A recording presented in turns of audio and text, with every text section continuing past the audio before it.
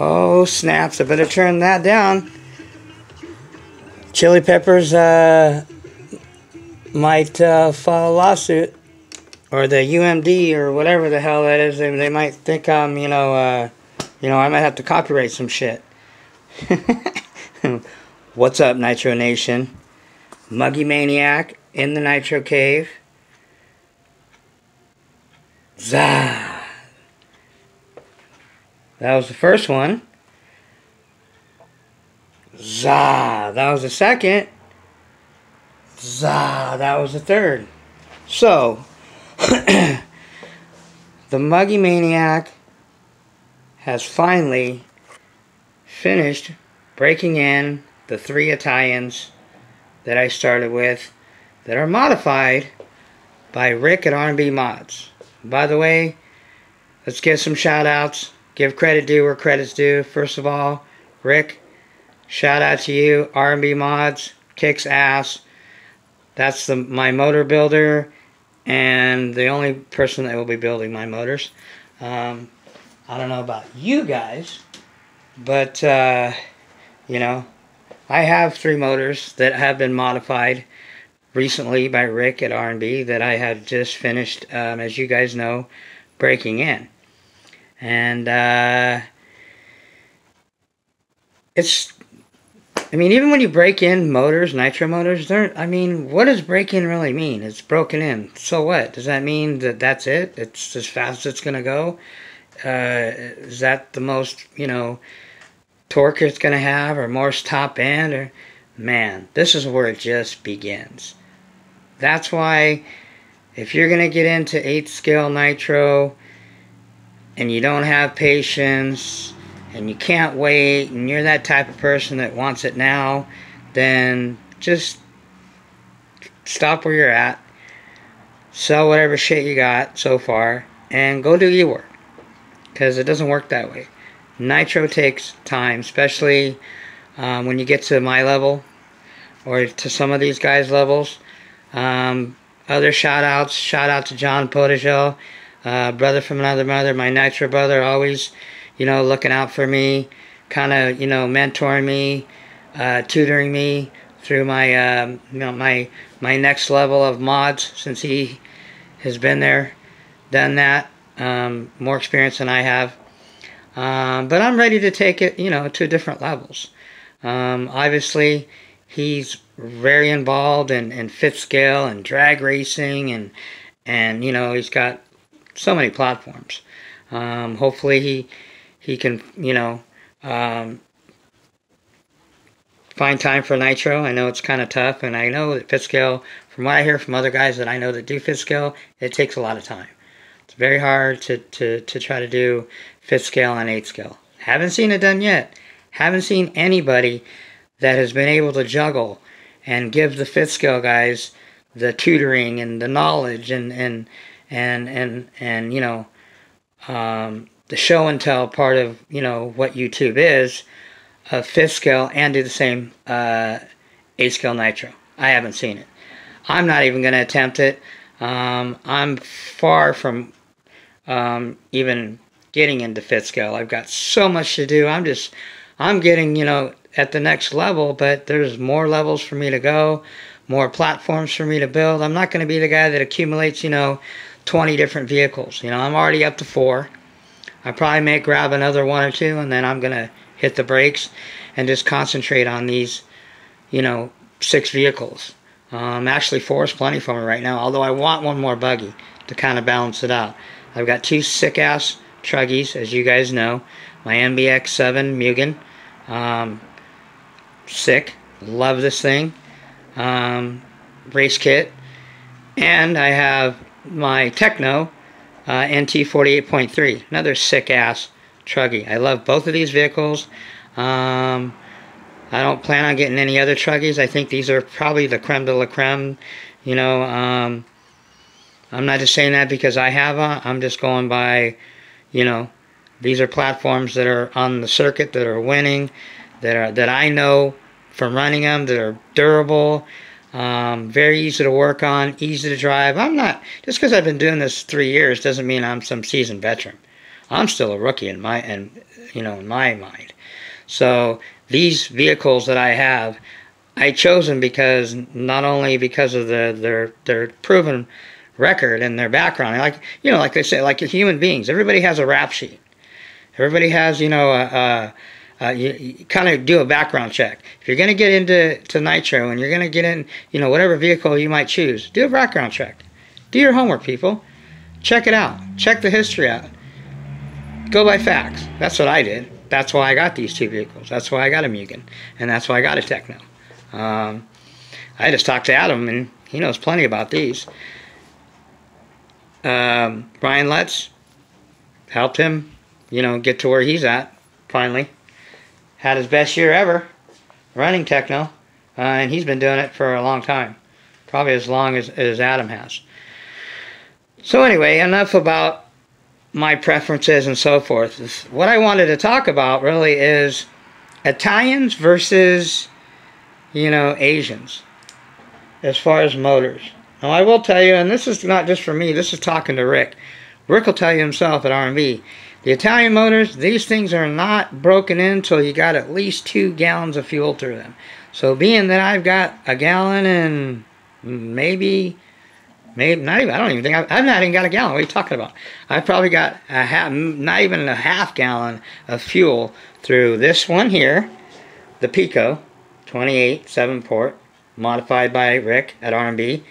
Novarossi, 28.8 Rex Legend, modified by Rick at R&B. And the first one that I broke in, you guys know, the Reds, R5 Team Edition, modified by Rick at R&B. See, there's the tattoo. Zah! But real quick, when you get these motors, by the way, that God of War, man, every time I look at it, it looks freaking sick, man. That's a sick-ass paint job. And that paint job wasn't hard to do, man. That took some work, some time, some serious muggy maniac, detail-orientated special attention. But it came out pretty decent. I really like it. I get a lot of compliments on it. A lot of people seem to think this thing is looking pretty sick, and I think it is. But anyway, I noticed the other day, it was kind of weird, because when you get a motor, when you buy, if you guys ever, if you decide to buy Reds, I do recommend Reds. If you're going to run a .21, might as well run one of the best, which is Reds, Italian made. Mario Rossi, he signs each one of these motors, okay? Sorry about that. He puts his name on the side, see? His name actually used to be right there on the, right where the, this is where he signs them. Now I just noticed this, and I've got this motor back a few weeks ago. Rick at R&B, he grinded Mario's name off, and he signed his name on it. So you got the R&B mods on top right there, and then on the side, instead of Mario Rossi, you have, if you guys can see that, Rick Brake, because that's Rick's last name is Brake. And I'm like, what the heck? He shimmed Mario's name off. But rightfully so. It's not a Mario Rossi motor no more. This is a freaking R&B Reds, baby. Tattooed, modified to the max by the man himself, Rick at R&B Mods. So it's no longer a Mario Rossi motor by Reds Company, but this thing belongs to R&B because Rick is the one that modified this motor for me. And I don't see a lot of Reds modified. I haven't seen any on YouTube yet. Well, maybe one or two, but not a lot. This thing is a screaming little bitch, and this thing is going to do some serious legwork in the Mugen. Can't wait. So the Mugen is going to do double duty. I really want to run the Novarossi 28.8 in the Techno because I haven't run it in the Techno. But I'm trying to cycle. If you guys can see my pattern, This is the first motor that I broke in, the Reds. Then I broke in the Novarossi 28.8. Then I broke in the Pico, which, you know, just recently. I mean, you know, the other day. Finished breaking in. And like I was saying, these Italian motors aren't really broken in. It takes a lot of patience and it takes time. You just gotta wait. You know, it's like a fine Italian bottle of wine. That's how, you know, since we're talking Italian here, with age, man, it gets even better, man. So one thing I can tell you about Italian motors, if you guys happen to get any, and the 4 that I know that are worth getting out there are Novarossi, Reds, Pico, and Works. Works I don't know a lot about. I'm searching right now to see if I can find something bigger than a .21. I know John sent one to Rick. By the way, John, just so you know, I talked to Rick yesterday, and he said he's just about getting ready to get your motors going, man. He's got your 6-pack waiting, you know, at a shop. He just came back off vacation. Today is his first day back. And I thought, like I said, I talk to Rick at least once a week. I like to keep in touch, you know, in case I have any questions with my motor builder. That's what's cool about Rick. You can reach out to him and you can talk to the guy anytime. I don't know about this Neil guy. I heard, you know, it's hard to get a hold of the guy. You got to wait forever to get a motor modded. I know his prices are a little bit higher, and he doesn't even do it for a living. And I heard TNS motors are really good. You know, I've seen a lot of them, and John's ran a lot of them. Unfortunately, I guess maybe I might never get a TNS, which I really doesn't, you know, I could care less because I have a great motor builder with Rick. You know, Rick knows what he's doing. He's got over 10 years experience. And the biggest thing that intrigued me and the reason that I went to Rick is because he does it for a living. Neil at TNS only does it as a hobby. It's like a side job. That's not his full-time job. Rick, his bread and butter is eating, sleeping, breathing, modifying nitro motors. So who else wouldn't you want to do your motors but a guy that does it for a living? That's why I like Rick. And I can talk to him anytime I want. He's willing to take a little bit of time out of his busy schedule and shoot the shit with me, answer any questions. And that's what I'm saying. He was telling me these Italian motors, you got to get at least 2 gallons of fuel before these things you're going to get a solid tune that's going to stick and you don't have to mess with. He goes, once you get to the 2 gallons, man, these things they just come alive. It's a whole different motor. So I can't wait. You know, nothing bad about rice burners, Japanese motors. I have 2 of them. These will probably be, and just so you guys know, you heard it here first, these will probably be the last 2 Japanese motors that I ever buy. I have an OFNA Hyper 21. I might build the other OFNA that I have that's missing a piston and a sleeve and a rod. Just because they don't make them no more, and I'd like to take that one and build it, put it together, and then maybe get Rick to mod it, just because it's an old school classic. Hyper 21s were a great .21 8-port motor that screamed like a mother. Matter of fact, I was going to go over, explain to you guys a little bit about shimming. Those of you that don't know about shimming, and because, you know, motors like the Pico and the LRP, motors that I've broken in recently, they come with shims. So, and shims play a big part in kind of how you continue your motor and get better performance out of it. So anyway, we'll get to that in a second. But yeah, these will be the last rice burners that I own, man. LRP is a rice burner. The company is a British company. They're in Britain. But all LRP is, just so you guys know, if you guys don't know, they're an import-export company. They don't have nothing to do with the manufacturing of the motors. Matter of fact, I was just on a website earlier, and LRP apparently has something going on with OS. So OS and LRP are going to be pretty much the same motors. So not that OSs aren't bad. I mean, if you're going to get a rice burner, you want to get the best rice burner, you're going to go OS.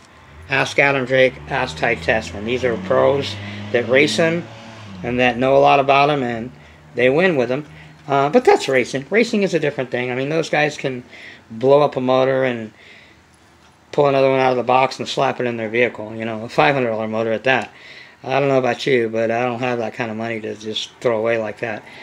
But these will be the last 2. This OS is a badass little .21. It's called a OS XR Max. YouTube, Adam Drake, he talks about them. He says for a budget OS, he says they're a great motor. Plenty of torque, plenty of power, easy to tune. He, gave him a good review. And then obviously you guys know the LRP .32 that, had all these issues. I'm not going to touch it. I'm going to send it to Rick, let him modify it, and then do the rest, throw a Novorossi carburetor and what have you. So those will be the last two. I'm going to add one more motor to these two, and I think it's going to be a Roma .25. Rick has some of them, so I might just, give him the business and buy one off him, and pay him for one and have him modify. So, but I will be modifying 3 more motors. That won't be for the next, probably couple months. In the meantime, I'm going to continue to break in these motors. So, like I said, Rice burner motors are great, but they're not Italian, man. Don't get that twisted, people. I don't know what you guys think, with these off-the-wall motors. If you want the best motor, okay, pound for pound, and even price-wise, these 3 motors that I have, except for the Reds, but I didn't get that Reds brand new. I don't think I would pay, still can't justify paying $300 to $400 for a .21. I don't know. I'd rather get another Novorossi. I'd rather get another LRP .32, even though they have the porting issues, for $179 than spend $300 something on a Reds. The only reason I got that Reds is because I got a sick deal on it for like nothing, and it only had it had about a gallon of fuel to it, so it was still good. And now I'm glad, because that thing modified is a evil little son of a you-know-what. And I can't wait to run it in the Mugen. The Mugen and the Reds are going to be like 2 peas in a pod, man. They're going to just go crazy. But the Reds will be the motor that will stay in that Mugen. I mean, the Mugen will get, I might mess around, check out the Novorossi 28.8 modded, throw it in there. But I noticed that running the Pico .28 modified in a buggy, in this platform, because the wheelbase is shorter, and because it's not as wide and not as long as a Truggy, I had a hard time keeping this thing straight. And I don't care what diff fluid you put. I've got 120 in the middle, 60 on each end. I could put 50 on each end, 100 in the middle, 80. I could, whatever. Because the base of a buggy is shorter as far as, in between the front and the rear. And it's not stable to really contain a lot of the power of a modified big motor. And because of its width, it's not really wide. So even whether it was on the grass or dirt, it didn't matter. This thing was really, not really hard, but it was a challenge to control it, man, and peg it. To hold the Pico, and that's not, and the Novorossi's got more than this thing does. To hold this thing wide open, this .28 Pico modified, pin it wide open, I couldn't really. On the buggy, it was hard because it wanted to get loose, man. It wanted to get squirrely. The motor was too much. But I know this modified Reds .21, this thing is going to complement it, because it'll have plenty of power. That Red screams. That Red's got pull. Plus, it's not stock, it's modified. So you got a modified Reds .21 5-port in this thing. Oh yeah, this thing is going to be like seriousness. So anyway, being that was the first motor that I broke in, this was the second, the Novorossi, and then this one. Now I'm kind of doing the cycle. I want to kind of keep these motors even as I break them in. So next up to bat, so to speak, is the Novorossi. I mean the Reds. So I guess the Mugen, I just got her all cleaned up because she was filthy as hell from the last time I just ran her. Finished breaking in the Pico. She's freshened and ready to go again. I didn't tear her down all the way, but we did a pretty thorough exterior cleaning, as much as I could without pulling her apart. Now, after the next time when I run it with the Reds and I bash the shit out of it, and I'm going to tear it completely apart, because I got some other things that I want to do, but I'm going to tear it all the way down. I think what I'm going to do is I think I'm going to build me some new Mugen shocks. I want to put the newer ones that come on the MB X7. These here, these are sick. I want to put something. I want to put these shocks, which are bigger, just better quality. Not that those aren't bad, but I want to put these type of shocks, a whole nother set of these, on the Mugen. Kind of update it in that part. department. But anyway, so yeah, and then after we run that reds again and beat the Mugen up one more time, then it's time to go to the 28.8. Now the 28.8, I have a feeling is just gonna, like, it's like I said, these motors, and they get better and better, you know, as you continue to run them. So I'm looking forward to the Rex Legend and the Techno, just doing some serious brapping. And then we'll run the Pico again, and we're gonna run the Pico through the Mugen MBX 7TR race trucky. So where does that leave the Muggy? Well, the Muggy is gonna get some attention like ASAP. I'm just waiting for another servo. I had a servo go out, so I got a new one coming. Should be here in hopefully by Friday, so I can put it back together. And you know, the stock 28.8 Rex Legend, which is great motor, even stock, is going to go back in the Muggy, because the Muggy loves it. Even though it's stock, that motor is plenty for this old school Muggy here. So anyway, so we're going to talk about shims real quick. Okay, so shims, what they do. Shims, when you shim your motor, when you're shimming, these shims here are what, some motors come with them, some don't. The LRP .32 and the Pico I know do. I think the OS might too. The more shims you add, the more, or the thicker your shim. And what I mean by thicker your shim, each shim is, let's just say that, because this is how the Pico is. One's a 20 millimeter, two are 20 millimeters, and one's a 10. So that's 50 millimeters combined. So the more millimeters of shim that you put in your head, the more top end you're going to get, but the less bottom end you're going to get. And it's going to run a lot cooler. Now, the less shim you put in here, the more bottom end you're going to get, and the less top end. But the motor's going to run a little bit warmer, and your fuel economy is going to be not as good. So, I mean, in a nutshell, I mean, that's pretty much it. The only way how you measure those, well, you need one of these. If you haven't already got one and you've been doing nitro for a minute, shame on you. These are Mando, which means mandatory micrometer. You need one of these gauges. Trust me, it'll be one of the best investments that you can ever make.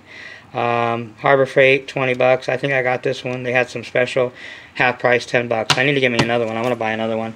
Can't have too many of those, but that's how you measure your shims.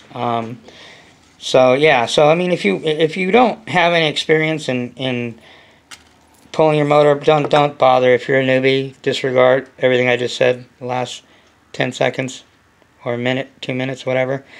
But if you know what you're doing, yeah, I mean, if you don't know too much about shims, that's what shims do. So anyway, you know, I think I pulled one out on the Pico.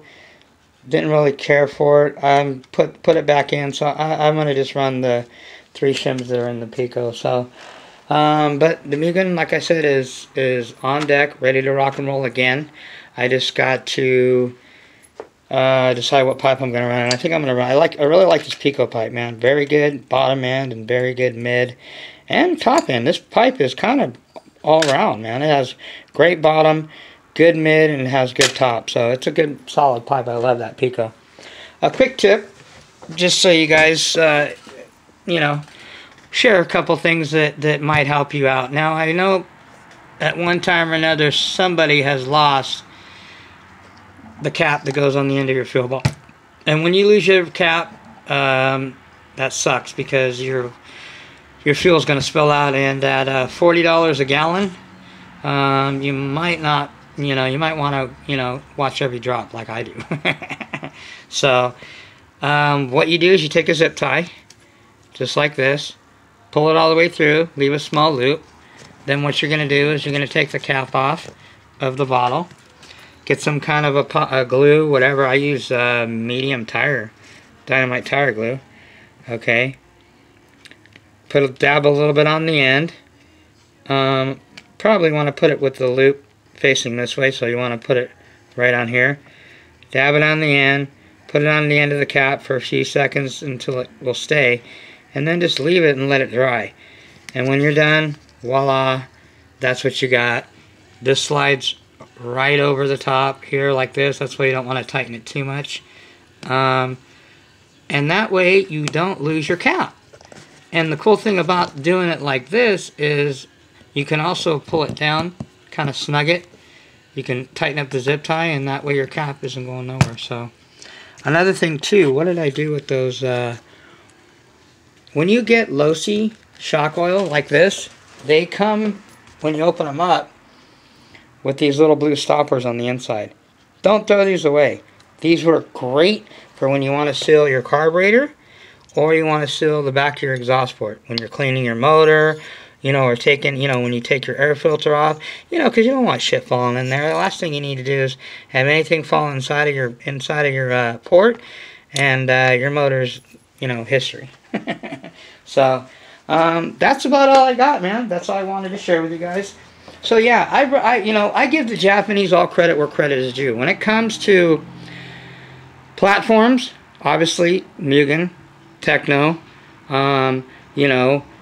Kyosho, those Japanese, man, technology-wise, hands down, they're tops. But when it comes to engineering motors, Italians, man. Period. End of story. Any questions? Shouldn't be. Italians, Italians, Italians. I'm sticking with Italians. Like I said, those are the last two Japanese motors that I'm getting modded. Nothing but Italians for me now. I love my Italian motors. Man, Italians are, the best. So, yeah, that's about all I got. Muggy Maniac has to get back and do some more wrenching. I gotta finish getting the Mugen and the other Mugen ready for battle. And the Tekno is already ready to go, man. I almost want to run this Tekno first, but because I'm dying to run this 28.8, man. Again. But anyway, shout out to all my brothers from another mother, Elite. Shout out to you. Can't wait to see what's going on with the JQ. Bodagel, I know what's going on. Thanks for the video of Carlos. Carlos, by the way, you got a sick-ass, man, you got a sick-ass, a lot of potential in that garage, and it's already looking fresh. And above it, you got a sick little man nest. We'll call it a man tree house or something, because it's an attic, and it's up above your garage. Makes I thought I had a cool little nitro shop going on here, but after seeing Carlos, man, I gotta get busy in here. I gotta get some more goodies in my shop. But I know one thing that I have that a lot of nitro guys or RC guys don't have. I sleep in I sleep, eat, breathe, crap, 8-scale nitro. Can't get any better than that. So that's all I got. Shout out to Raja. Good job on covering that track you went to, and man, kudos to you, man. He ain't letting the rain stop him, man. Brother's driving 3 hours in the rain just to get his nitro on, man. That's what I'm talking about, man. That's credit due where credit's due, man. That's a real, true nitro head right there. So shout out to you guys. Stay tuned. Up next we're gonna run the Reds again in the Mugen.